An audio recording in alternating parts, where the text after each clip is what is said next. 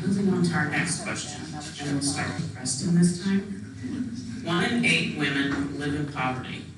This puts them at risk that any illness, healthcare bill, car repair, or extra financial stress may cause a cascade of events toward homelessness, sex trafficking, or even prison.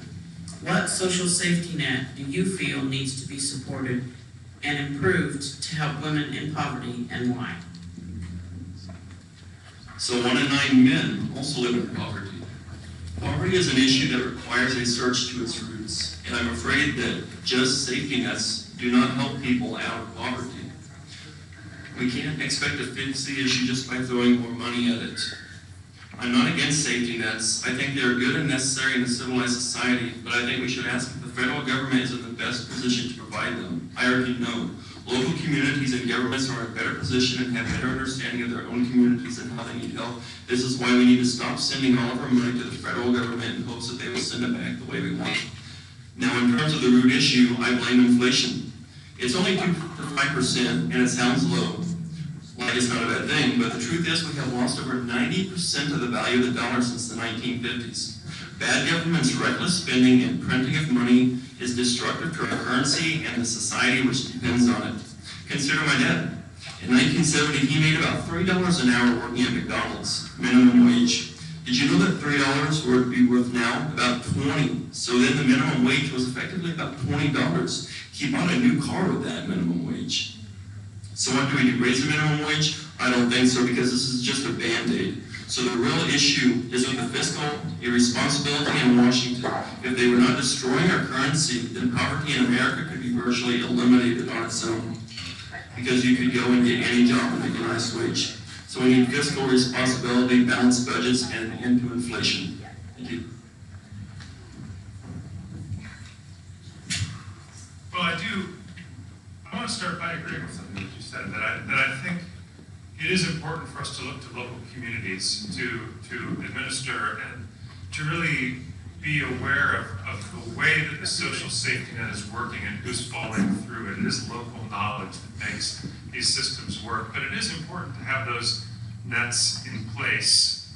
Given the economic system that we have, there are going to be those who fall and need to be caught by Medicaid, by SNAP, by CHIP and Section 8, and the things that allow people to have the dignity that they should have, that should be their right as they navigate really difficult moments in their lives. But as we think about safety nets, I think it's also important for us to think about ladders and the ways that people can climb up and off of those safety nets, which is why I believe that we should have a $15 minimum wage, and we should also lower the bar of access to higher education so that people who are in work situations that are not favorable to them can seek free community college and can move themselves up to a higher level of income stability and a higher quality. I think that's an important part of the safety net conversation that doesn't often get discussed is the ladder conversation. We want both ladders and solid safety nets.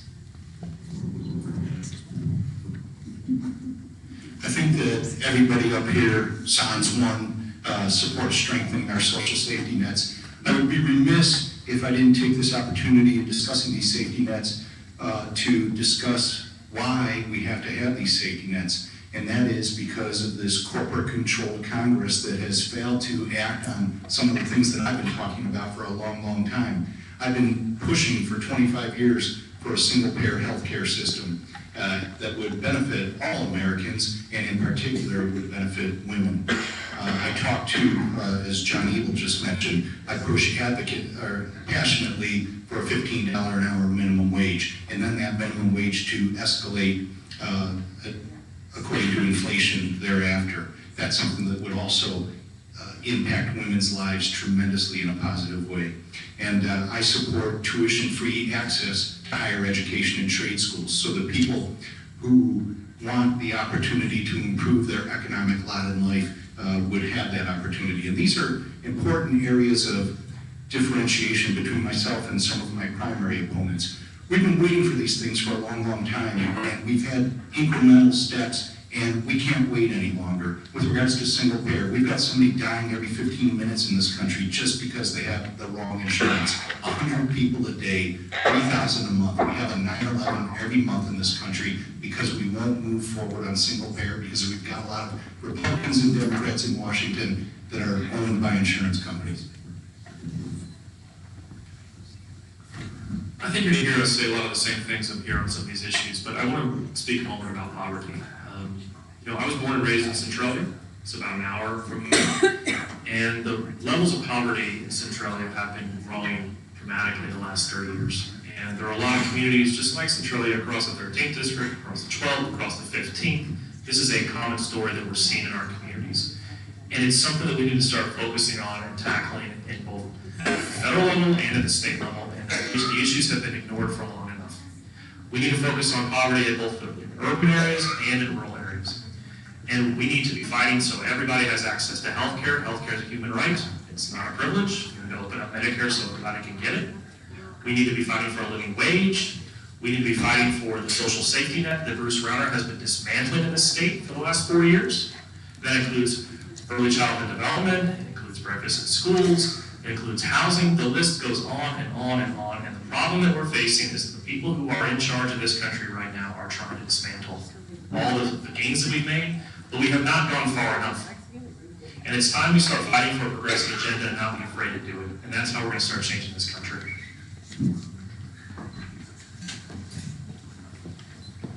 When we talk about raising women out of poverty, it's a complex web, and we have to address all of it. We have to address education. We have to address raising the minimum wage. And we have to address things like paid family leave. We have to make sure that whoever our congressional representative is communicating with the governor. And in a state like Illinois, when you have a governor like Bruce Rauner, you have to have somebody who's willing to stand up, because the federal government provides a lot of funding to help women lift themselves out of poverty through programs like the Child Care Aware Fund. That helps women pay their child support, pay their daycare costs so they can go to work. And if the state is holding the money and not paying the workers, then that's 2 women who have now lost their jobs. So we have to make sure there's an open line of communication. And we have to make sure that women are being paid equally as the men that they are working with. Equal pay is a fundamental right, and we need to have congressional representatives who are going to stand up for it. Not like Congressman Rodney Davis, who actually voted to keep the Paycheck Fairness Act from coming to the House floor for a vote. Thank you. Yeah, I think we need to raise the minimum wage, equal pay, but the minimum wage hasn't kept up with inflation over the years. It supposedly should be at $25 an hour. There were candidates last presidential election who were wanting to raise it to $15. I say since it's 2018, we need an $18 an hour minimum wage. It should go up every year according to the year it is until we get it passed. So the other thing is we should not privatize our SNAP benefits. Donald Trump has proposed that we give our SNAP money to industry, where they just deliver a box to your door and for SNAP recipients, and that takes the choice out of how they feed their families. Like, there will be no fresh vegetables in these boxes, I'm sure. We need he's also proposed a work requirement for Medicaid and a limit to Medicaid, or a cap on Medicaid. That's ridiculous. People who need Medicaid, they need it because they don't have a job, and we need paid sick and maternity leave. We need better unemployment benefits. Belgium has an unlimited amount of unemployment benefits. And we need to take example of some of these countries that have benefits and systems in place that are better than ours. I agree with the intersectionality that Betsy was read into. It's just really confluence of a number of issues that are stacked against women, and they all need to be addressed in the film. I want to look at 1980 as a baseline. At that time, I was a 17-year-old little rat that went to see Ronald Reagan get nominated. I thought he was the best thing since sliced bread. But I would like to point out to the gentleman down here that poverty and homelessness didn't exist until Ronald Reagan came into office. Ronald Reagan is the reason that we have those things because of the tax policies that he has instituted. So as far as the baseline from 1980 for what the wage should be, according to my calculations with inflation and productivity gains, it should be about $20.50 right now today, and that should go up on a year-over-year basis based on inflation. People forget that Walmart employees took $6 billion out of our pockets in benefits because Walmart doesn't pay them enough. The richest, most successful company in the United States underpays their employees, and we pay for it. We need to change the tax code significantly to get this all addressed. There's some great ideas up here, and I agree with just about every one of them. I'm going to talk a little bit about getting more women, young women especially, involved in this political process, because if we don't do that, if we don't share our ideas, our principles and values, we're not going to actually be able to change the political dynamics that is going to be able to elect a bunch of us to fight for these values and pass these policies that are going to make a difference in their lives. Republicans have used a bunch of these wedge issues to divide us and to demonize the Democratic Party when we are actually the ones that stand up for people, for workers, for women, and for families. A story I've heard all over the place is young women who don't vote. And one of the things I've heard time and time again, and this is something that will resonate with so many people in this room, they say it's like, I know how I get. I know how I get. And that goes right out of the manipulation, the domestic abuse, emotional abuse handbook.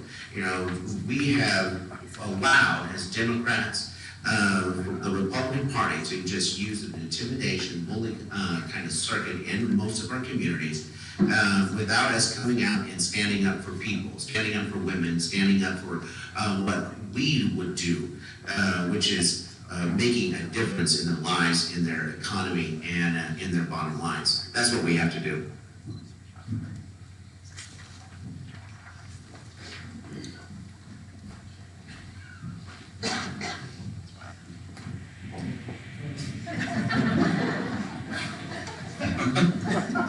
It is confusing. I'm quite sure that I'm not the only person up here who favors the Equal Rights Amendment and thinks that it needs to come back. I think that one of the things that is really a theme through all of these questions is that we've got a patchwork right at the moment, nationally speaking, of protections for women. And in particular, everybody here knows that our healthcare system is inadequate. We're paying too much and getting too little. Everyone here realizes that something's not working in Washington. And I wonder if it's not a better backdrop for the entire discussion to just bring the Equal Rights Amendment back before the floor of Congress. And part of the reason is if there is a constitutional reassurance that, for example, unequal pay it's not just illegal, it's not just a bad idea, it's unconstitutional. What would happen is, I suspect that the courts and their unwillingness to enforce the kinds of laws that protect women, especially with regard to poverty, that the courts would be obliged to change the current of law and case law. And as that happens, it wouldn't be surprising if something much stronger than Title IX, like a constitutional amendment, would be introduced into our national dialogue and our national expectations. In Europe, where I spend a good amount of time teaching, I have to say that the general attitude of the populace towards what women deserve and what they get is a much more enlightened attitude. Perhaps a constitutional amendment is what we need. I completely agree with Randy, and I want to add to that, because there is statistics that show that the deck is stacked against women in our country.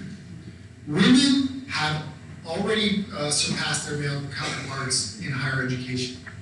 And yet, 60% of women are earning less than their male counterparts, or would earn more if they were paid equally.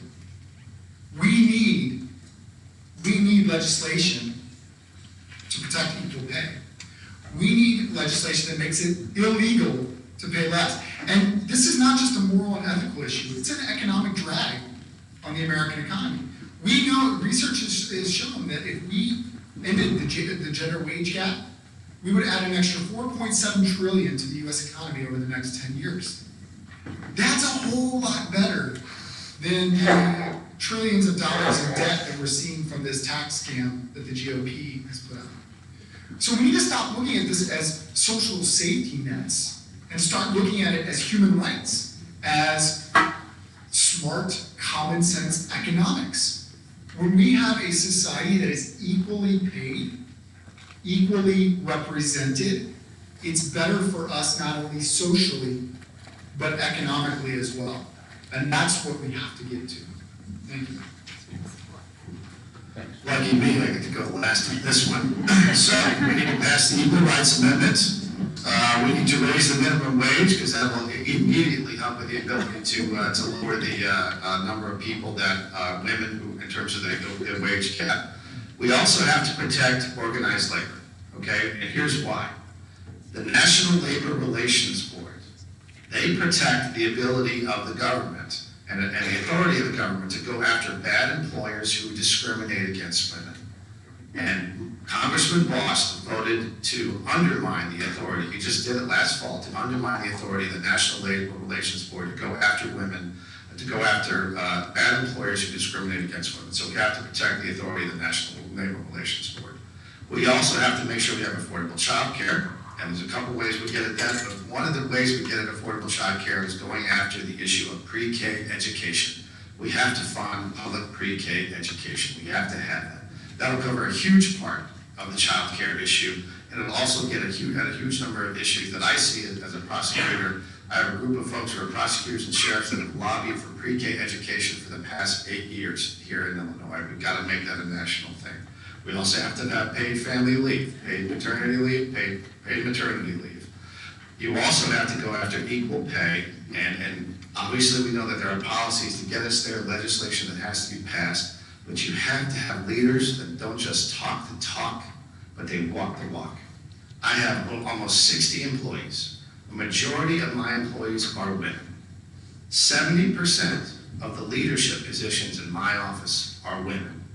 And in terms of the pay gap in my office, it's actually the other way. The average pay for women in my office.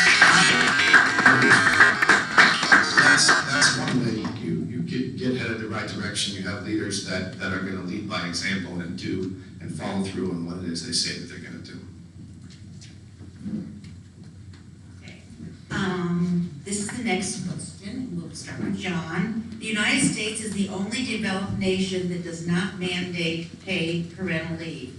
How much of a priority is this for you, and what federal solution would you propose and or advocate for? This is a huge priority for me. When I was in graduate school writing my dissertation, I was a stay-at-home dad, first to my oldest daughter, Sophia, and then to Sophia and her younger sister, Charlotte. So 4.5 years, I was at home, waking up at 4 in the morning to write for 3 hours, then taking the kids while Meredith went to the office. She came home at 5:30 or 6 o'clock, and I handed the kids back over to her, and I went back down to the basement and I continued writing. It's a hard way to do things, and it sure would have been nice if we had, as Brendan pointed out, fully funded pre-K and actually infant child care that would allow for the economic realities that we face now. The structure of our society and the way that we imagine parenting is 1950s. And we are living a 21st century economy where, to make ends meet, my wife and I both need to still now work full-time jobs. And if we aren't brave enough, if we aren't visionary enough to create and fund solutions, we're putting an incredible drag on our economy, and I have to say, an emotional and physical drag on the people who make up the economy, the individuals who make up the economy. Thank you. Paid parental leave is a very high priority for me. It's certainly a much higher priority than having a bloated military budget that is the sum of the next 8 countries combined, so that we engage in ongoing, endless, needless warfare. It's certainly a higher priority than providing tax cuts to the millionaires and billionaires and corporations that have been doing so very well over the last 20 to 40 years in this country. I believe that paid parental leave needs to be the law of the land. I think that we should follow the example of a state like California, where you're guaranteed 55% of your weekly income for a minimum of 6 weeks if you need to help provide care to an ill family member, or if you want to engage in some bonding with a new member of your family. So, thanks.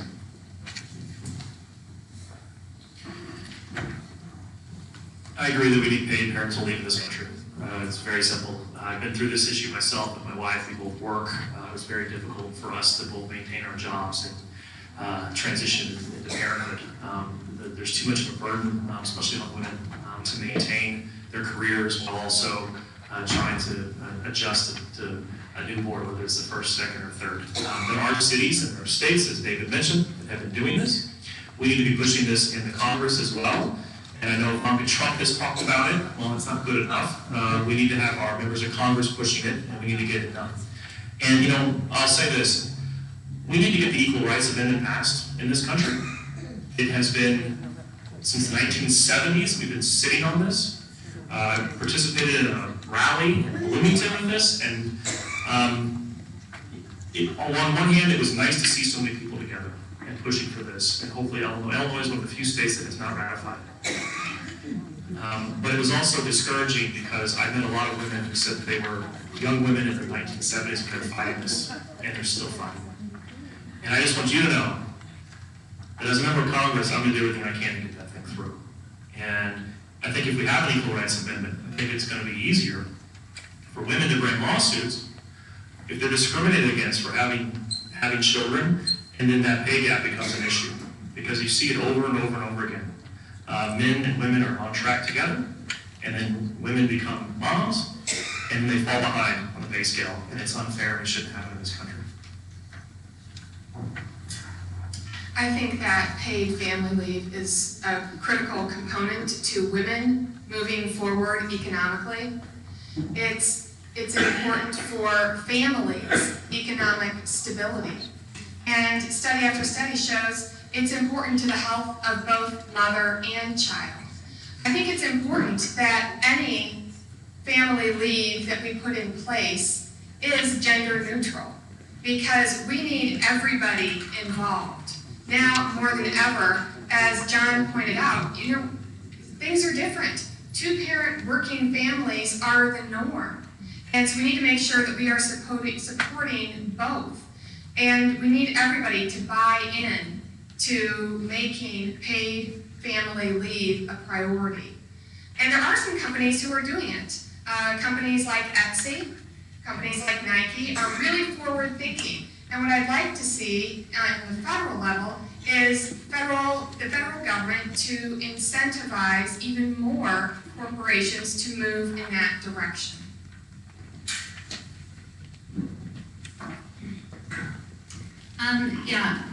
Paid maternity leave keeps employees and women are more likely to keep their jobs and less likely to receive public assistance. It substantially reduces infant mortality and increases the IQ of the child when a mother can get maternity leave.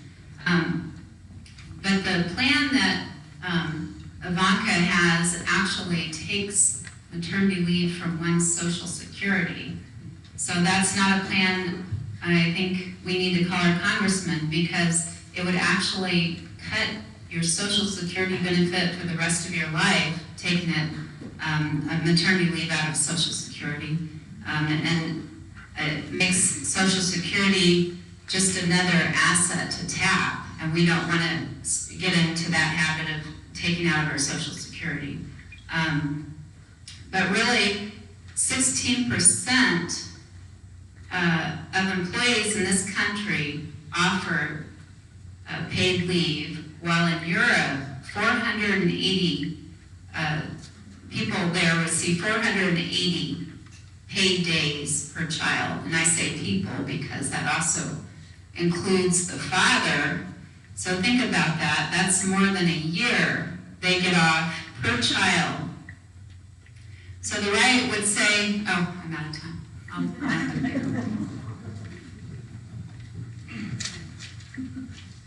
5 people in this country have as much wealth as 50%, bottom 50%. Corporations, the stock market's going each week new high over new high. We have the 1 year. Billionaires are writing the laws, and there's plenty of money in this country. We're going to have to fight back. I mean, paid maternity leave. I agree with the European model, and I agree with what I believe the doctor said as far as both men and women, or whoever said that, or maybe that was Mr. Jones, that said that both men, both for the families. I'd like to see a time when income got to a point where if a woman wanted to be a stay-at-home mom, that she could afford to do that. I think we lose a lot of value. Not that she should have to, but if that's the choice that a woman wanted to make, I think that we should have economics and people making enough money to do that. There is plenty in this country to go around for everybody and to do all these things. We've got to stop letting the other side tell us that there just isn't enough or we can't afford to do these things. The rich are getting rich, and the bottom 5 counties in my district are falling into abject poverty. We've got to change this. Paid parental leave is absolutely vital. The big companies should have been doing it a long time ago. For a lot of our communities, these small businesses are struggling, so we'd have to really support them with some finances to do that. The thing is, we talk about our communities and how our schools are suffering. A lot of that's because they don't have families at home with them to help them through their education, help them, especially early on. If we don't get the early education portion of their life right, and that starts in the first year. The first 2 years are vital for brain development, and we have to put the resources where they are needed the most and where they can do the most good. So we have to think about the full life. Pro-life is all about before a kid is born, but what we are about is about making sure that child, when it is born, it has a full life, has many opportunities as we can provide it, and has an economy that will allow it to succeed. And when we have children, that we can stay at home and give them all the love and attention I was so lucky to have 2 parents that just love me.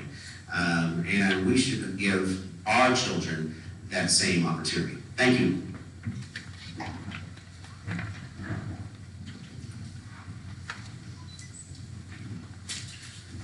I certainly agree that we should have something close to the European system, if not better than the European system.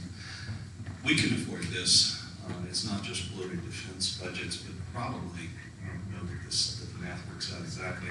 I have a feeling that the tax cut that was just given to corporations would be more than enough to pay for the European system in this country. And that's for everybody. The European system is really quite wonderful because it is gender neutral in the sense that the husband, the wife, the husbands, the wives, whoever is involved in raising the child can take the days and assign them as leave days, however they see fit. There's absolutely no loss of income or job. Your job is guaranteed when you come back.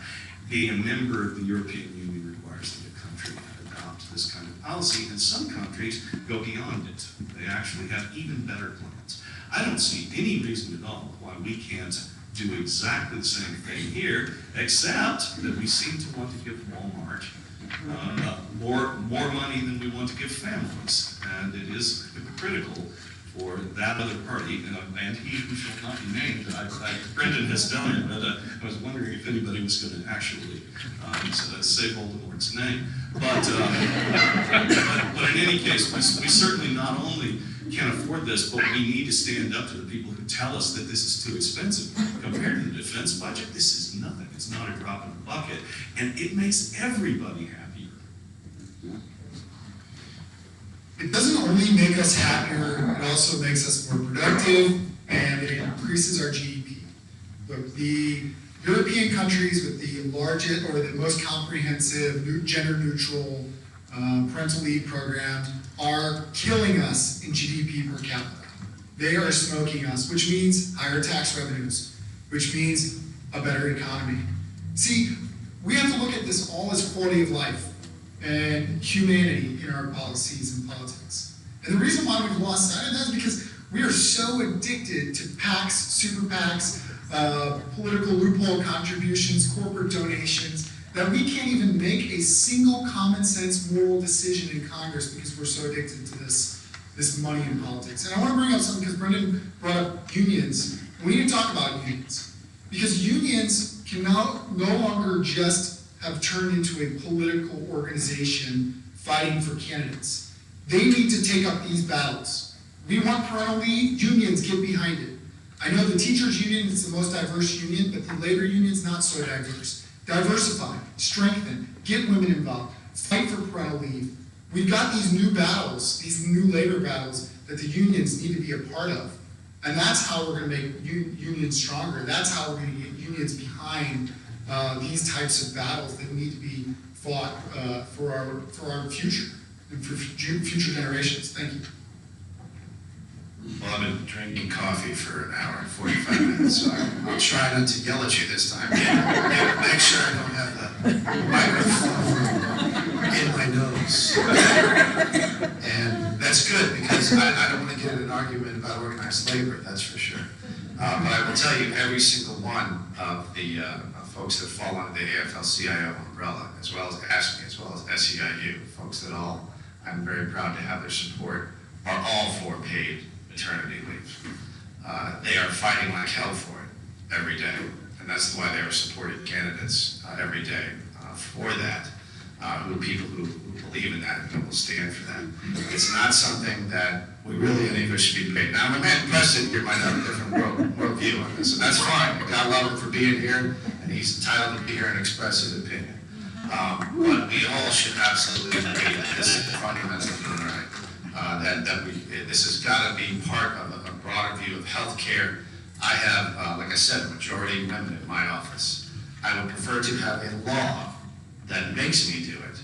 But as an employer, we have come up with accommodations, and sometimes even off the books. We call it the triple P policy. It's the pampered prosecutor protocol. When a woman's having the baby, she's taking off a significant amount of time, but we find a way to accommodate that and make sure that they're getting paid for an extended period. We make it work, but it should be the law of the land, and we should be united about it, and we should make it happen as soon as possible.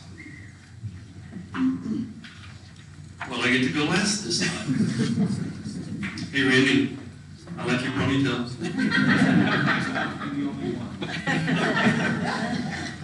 So the gender or paid maternity leave, paternity leave too, they're good, but they're not enough. I believe that children have the right, they deserve, they need to have parents to raise them, not just for the first month or 3 months or 6 months or the first year of their life. They need full-time parents throughout their childhood. And we've talked, the gentleman next to me spoke about how he and his wife, they have to both work full-time because the economy is so bad and pay sucks right now. And it's because the federal government has damaged our currency so much. We've lost so much value that we can't just anymore rely on one person to have to go to work all day, every day. Now both people have to go to work all day, every day. And this is very harmful for children. Children need their parents to be with them, and they deserve to be raised by their parents. Thank you.